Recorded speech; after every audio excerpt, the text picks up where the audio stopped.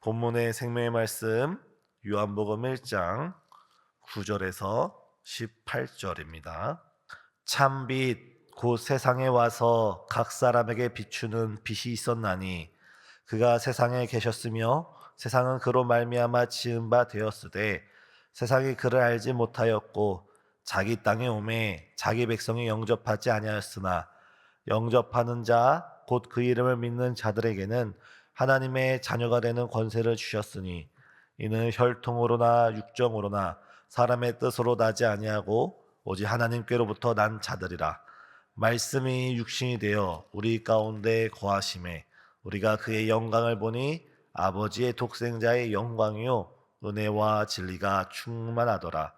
요한이 그에 대하여 증언하여 외쳐 이르되 내가 전에 말하기를 내 뒤에 오시는 이보다 나보다 앞선 것은 나보다 먼저 계심이란 것이 이 사람을 가리킴이라 하니라. 우리가 다 그의 충만한 데서 받으니 은혜 위에 은혜로라. 율법은 모세로 말미암아 주어진 것이요 은혜와 진리는 예수 그리스도로 말미암아 온 것이라. 본래 하나님을 본 사람이 없으되 아버지 품속에 있는 독생하신 하나님이 나타내셨느니라. 아멘. 오늘날은 21세기 대한민국, 또 이 시대를 살아가는 우리에게는 빛이 흔해져 버린 시대입니다. 도시의 가로등과 상가의 네온 사인들, 또한 도시를 쉼없이 오고 가는 자동차의 불빛들과 또한 쉽게 꺼지지 않는 집집마다 형광등, 심지어 이불 속까지 핸드폰 화면의 불빛이 우리를 따라오고 있습니다. 하지만 역설적이게도 과거보다 빛이 더 많은, 과거보다 오히려 빛이 공해로 여겨지는 이 시대에 오히려 사람들은 빛이 없어서 길을 잃어버리고 방황하고 있습니다. 마치 망망대해 가운데 조난당한 어선처럼 사람들은 길을 잃고 있습니다.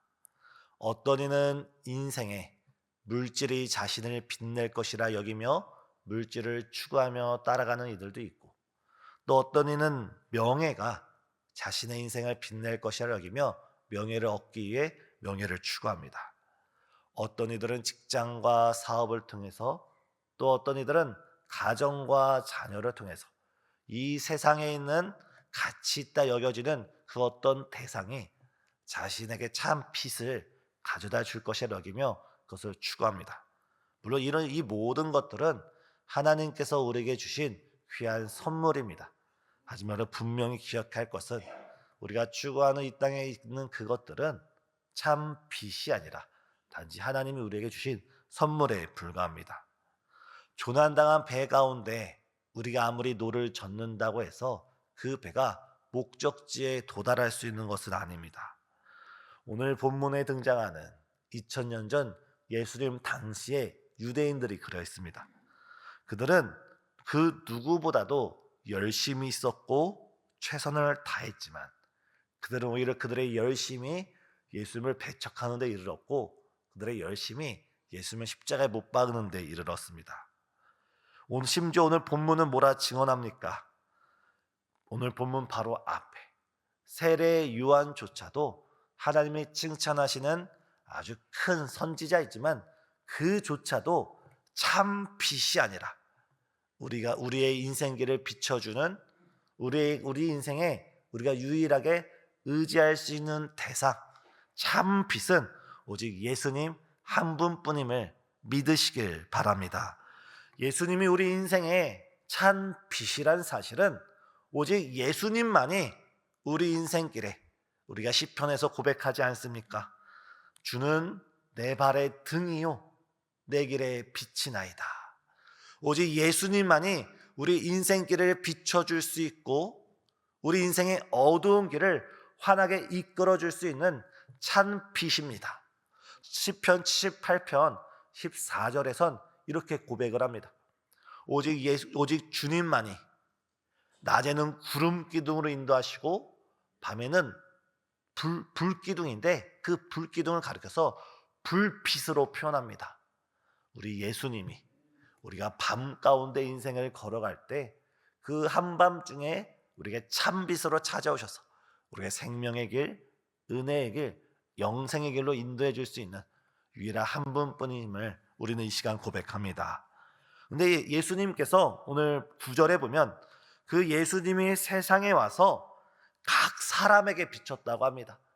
한 사람, 특별한 사람, 지위가 높고 학벌이 있는 사람, 돈이 많고 특별한 사람에게 비친 것이 아니라 그 참빛이 와서 모든 사람에게 두루두루 비쳤는데 모든 사람이, 많은 사람이 그 빛을 영접하지 아니하였다. 그 빛을 거부하였다 했습니다. 사랑하는 성도님, 이 시간 참빛 대신 예수님께서 이 자리에 앉아있는 우리 성도님 각각의 심령을 은혜의 빛으로 비춰주시길 원합니다. 사랑의 빛으로 비춰주시고 긍휼의 빛으로 비춰주시고 정말 주님께서 치료의 강선으로 이 자리에 앉아있는 우리 성도님들의 모든 환부와 마음의 아픔과 어둠을 환하게 비춰주셔서 아침에 동력에서 해가 떠오를 때 어둠이 물러가고 새아침을 맞이하듯이 이 아침 우리 주님께서 참빛을 우리 심령 가운데 비춰주심으로 우리 영혼 가운데 새 소망, 산 소망이 시작되는 복된 이 아침 되시길 예수님의 이름으로 축복합니다. 사람들은 그 참빛이 왔을 때 참빛을 영접하지 아니하므로 그들은 그대로 어둠 가운데 거하게 되었습니다. 근데 오늘 본문 12절은 어떻게 이야기하고 있습니까? 참빛이 왔을 때 그 참빛을 영접하는 자, 예수님을 영접하는 자, 곧 그 이름을 믿는 자들에게는 하나님의 자녀가 되는 놀라운 권세를 우리에게 주신 줄 믿습니다. 이 12절, 예수님을 영접하는 자, 예수님을 믿는 자에게 하나님의 자녀가 되는 권세를 주셨다. 정말 이것이 우리에게 너무나 익숙한 단어이고 우리가 너무나 쉽게 암송하고 있는 그런 성경 구절이지만 이 말씀을 가만히 읽고 생각을 하면 엄청난 축복이 이 한 구절 속에 표현되고 있습니다. 하나님은 누구십니까? 창조주 하나님이십니다. 우리가 존재하지 않을 때, 세상에 그 무엇도 존재하지 않을 때 하나님은 스스로 계셨고 완전히 계셨고 영광 중에 계셨습니다. 그 하나님께서 자신의 능력과 사랑과 지혜와 충만함으로 이 세상 만물을 창조하시고 흙에 불과했던 우리를 생명을 주셔서 이 땅에 거하게 하셨는데 우리가 예수님을 영접하기만 한다면, 우리가 예수님을 믿기만 한다면 그 창조주 하나님께서 우리의 창조주가 아니라 이젠 우리의 친아버지, 우리의 영적인 아버지가 되어주신다는 놀라운 축복입니다. 사랑하는 성도님, 이미 이 자리에 앉아 계신 우리 성도님께서는 우리 예수님을 영접하고 믿음으로 하나님의 거룩한 자녀가 된 줄 믿습니다. 하나님의 자녀가 무엇입니까? 하나님께서는 그 자녀가 고아처럼 홀로 있는 것을 내버려 두지 아니하시고 또 세상의 어느 부모가 자녀가 울고 있는 것을 듣고만 있겠습니까? 우리 오늘 이 시간 하나님의 자녀로서 이 시간 하나님께 기도드리고 간구드리고 믿음으로 저 앞에 부르짖는 모든 기도 제목마다 주님께서 귀 기울여 주시고 우리 눈물을 주목해 주시고 우리 마음을 헤아려 주셔서 더 크신 은혜 가운데 우리에게 은혜 위에 은혜의 역사를 허락해 주시는 줄 믿습니다. 또한 하나님의 자녀가 되었다는 것은 우리가 단순히 이 땅에서 살아가는 것뿐만 아니라 우리가 죄와 사망의 권세에서 해방되어서 이젠 우리는 이 땅에 살아가지만 이 땅이 전부인 것이 아니라 저 천국의 시민권을 가진 하나님 나라의 백성인 줄 믿습니다. 하나님 나라가 무엇입니까? 예수님께서 이 땅에 오시면서 이미 시작되었고 아직 완성되지 않은 하나님 나라 가운데 우리는 이 땅을 살아가면서 하나님의 나라를 누릴 수가 있습니다. 하나님의 나라를 누린다는 것이 무엇입니까? 이 땅 가운데 하나님의 공의와 다스림과 하나님의 놀라운 영광의 역사 가운데 주께서 슬픈 자를 위로해 주시고 아픈 자를 치료해 주시고 병든 자를 그 병상에서 일으켜 주시며 천국에서 맛볼 그 완전한 하나님 나라를 미리 앞당겨서 우리에게 체험케 하여 주실 줄 믿습니다. 오늘 이 아침 우리가 하나님께 기도하러 나갈 때 우리가 부끄러움으로, 때로는 주저함으로, 때로는 주님께 기도하기를 두려워하는 마음으로 나가는 것이 아니라 마치 어린아이가 부모님 방을 박차고 들어가서 부모님께 이야기하듯이 우리가 이 시간 주님께 담대히 나가서 은혜의 보좌 앞에, 주 앞에 기도하고 간구하는 저와 우리 성도님 되시길 예수님의 이름으로 축복합니다. 미국의 어느 날 미국의 시카고의 한 호텔에 한 노신사가 등장했습니다. 그 노신사는 그 호텔에서 투숙하기 위하여 프론트를 갖고 그 프론트에 있는 종업원에게 이 호텔에서 지금 남아있는 방 중에 가장 저렴한 방을 하룻밤 잘 수 있게 키를 달라고 했습니다. 그 종업원이 키를 찾는 가운데 그 신사를 두리번 걸었고 깜짝 놀라게 되었습니다. 그 신사는 다름이 아니라 그 당시 미국에서 가장 큰 부자 중 한 사람이었던 록펠러, 바로 록펠러였습니다. 그 종업원 깜짝 놀라면서 그 노신사에게 이렇게 말합니다. 록펠러는 지금도 세계적인 부자의 반열을 이야기할 때 언급되는 사람 중 한 사람입니다. 그 선생님, 록펠러 선생님이지 않습니까? 아니, 선생님의 자제분들이 종종 우리 호텔을 방문해 주시는 적이 있는데 그 선생님의 자제분들이 우리 호텔을 방문할 때는 우리 호텔에서 가장 비싼 방, 그 당시 기록을 보면 하루에 $5,000 이상 되는 그런 비싼 방에 묵습니다. 어떻게 선생님께서는 가장 값싼 그런 방을 달라고 합니까? 했더니 그때 록펠러가 이렇게 말했다고 합니다. 내 아들에게는 록펠러 같은 아버지가 있지만 내 아버지는 가난한 농부였습니다. 어쩌면 미국 사람의 특유의 재치 속에서 이야기한 것입니다. 다른 이야기를 뒤로하고 록펠러의 자녀들이 그 비싼 호텔에서 마음껏 누릴 수 있는 것은 그의 아버지가 록펠러였기 때문입니다. 우리의 아버지가 누구입니까? 하나님 아버지가, 하나님께서 우리의 아버지이지 않습니까? 오늘 하루를 살아갈 때 우리가 세상 가운데서 어깨를 펴고 하나님이 우리의 아버지라는 그 확신과 평강 가운데 믿음으로 승리하며 믿음으로 찬양으로 나아가는 우리 성도님 되시길 예수님의 이름으로 축복합니다. 또한 우리가 본문 14절 같이 읽겠습니다. 말씀이 육신이 되어 우리 가운데 거하심에 우리가 그의 영광을 보니 아버지의 독생자의 영광이요 은혜와 진리가 충만하더라. 아멘. 14절을 보면 그 참빛이 우리 가운데 왔는데 그것을 다르게 표현해서 말씀이 육신이 되어 우리 가운데 거하셨다라고 표현하고 있습니다. 예수님께서는 말씀이 육신을 입어 이 땅에 오셨습니다. 여기서 육신이라는 것은 우리 사람이 가지고 있는 아픔과 연약함을 느낄 수 있는 연약한 몸입니다. 우리는 한 끼를 먹지 않으면 배고픔을 느끼고 하룻밤을 자지 않으면 졸음을 느낍니다. 때로는 쉬지 않고 바삐 움직이면 피로함을 느끼고 우리 육신의 연약한 한계 속에서 우리는 살아갈 수밖에 없습니다. 그런데 하나님께서, 우리 예수님께서 이 땅을 찾아오실 때 우리와 똑같은 연약한 육신의 몸을 입고 이 땅을 오셨다는 것입니다. 사도 바울은 이 놀라운 신비에 대해서 디모데전서 3장 16절에 그 디모데에게 이렇게 가르칩니다. 크도다 경건의 비밀이요.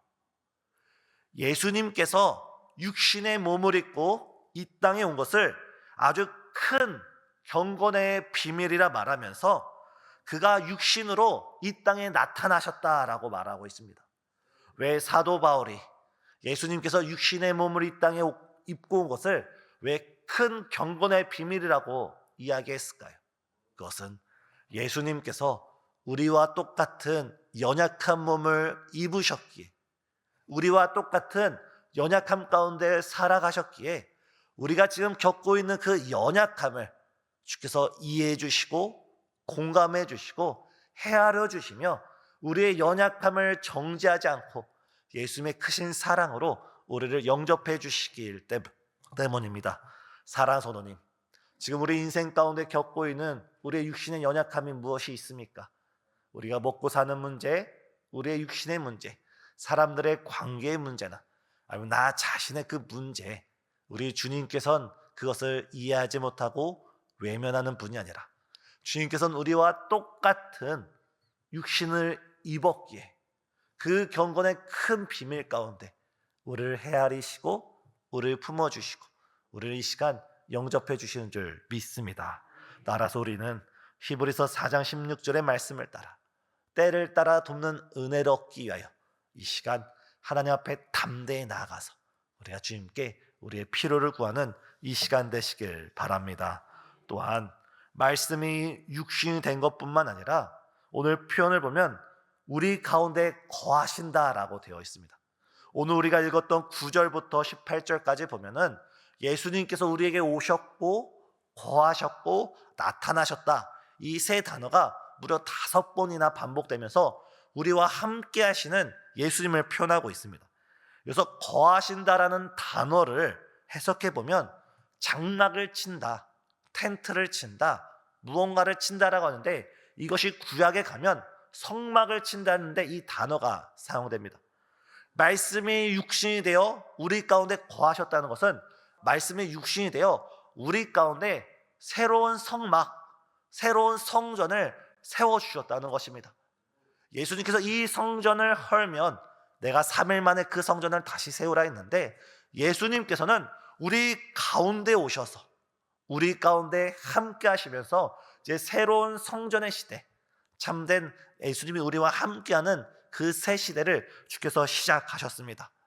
예수님께서는 저 멀리 계시는 분이 아니라 우리 어느 특정한 장소를 찾아가야지만 만날 수 있는 분이 아니라 지금 우리 가운데 거하시며 지금도 우리와 함께 하시고 또한 부활하시고 승천하신 다음에 어떻게 되셨습니까? 우리 마음 가운데 성령을 보내주시고 우리를 성령의 전으로 삼아 주셔서 그리스도의 영, 성령의 영, 예수의 영을 우리 마음 가운데 거하게 하셔서 지금 우리와 함께하고 있음을 믿습니다. 이 아침 말씀이 육신이 되셔서 우리의 연약함을 헤아리시고 또한 우리 가운데 거하시는 우리 마음 가운데 성전 삼아 예수의 영, 성령의 영으로 우리 마음 가운데 거하시는 주님을 바라보면서 오직 주님만을 의지하고 오직 주님만을 바라며 오직 주님만을 찾는 이 아침 되시길 예수님의 이름으로 축복합니다. 그랬을 때 그분은 은혜와 진리가 충만한 분이라고 소개하고 있습니다. 충만하다는 표현을 여러 가지로 표현할 수 있지만 스펀지에 물이 가득 담았을 때 스펀지를 살짝만 톡 눌러도 물이 주르륵 내려오지 않습니까? 여기 컵에 물이 가득 담겼을 때 정말 위에 물이 가득 담겼을 때 이 위에 물방울 하나만 톡 떨어져도 물이 주르르 흘러내리는 그 상태가 충만입니다. 우리 예수님을 바라볼 때 은혜와 진리가 충만하다는 것은 그분을 스치기만 해도 그분을 만나기만 해도 우리가 그분의 옷자락을 만지기만 해도 그분으로부터 은혜가 충만하게 진리가 충만하게 사랑이 충만하게 우리 가운데 임하는 줄 믿습니다. 이 아침 은혜와 진리가 충만하신 우리 예수님, 그 예수님께 믿음으로 나가 그 옷자락을 붙들고 주님께 기도드릴 때 주님께서 그 영광 가운데 우리와 함께하여 주시는 줄 믿습니다. 다 같이 기도하시겠습니다. 사랑과 은혜가 충만하신 하나님, 이 시간 우리가 믿음을 따라 이 새벽 예배 가운데 나왔사오니 주님, 우리의 육신의 연약함 가운데 우리가 주 앞에 믿음으로 구하고 두드리고 찾는 모든 것마다 주께서 귀 기울여 주시고 응답하여 주시옵소서.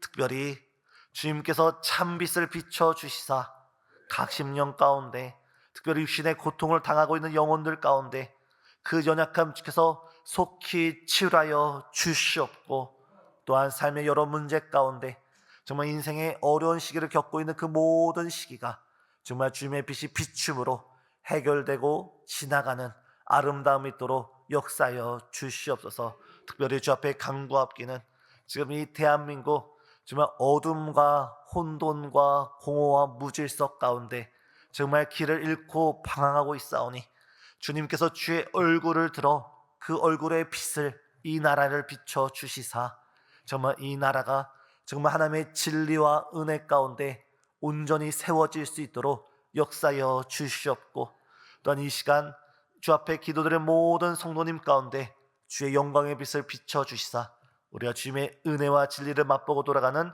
거룩한 이 아침 될 수 있도록 역사여 주시옵소서. 예수님의 이름으로 기도드리옵나이다. 아멘.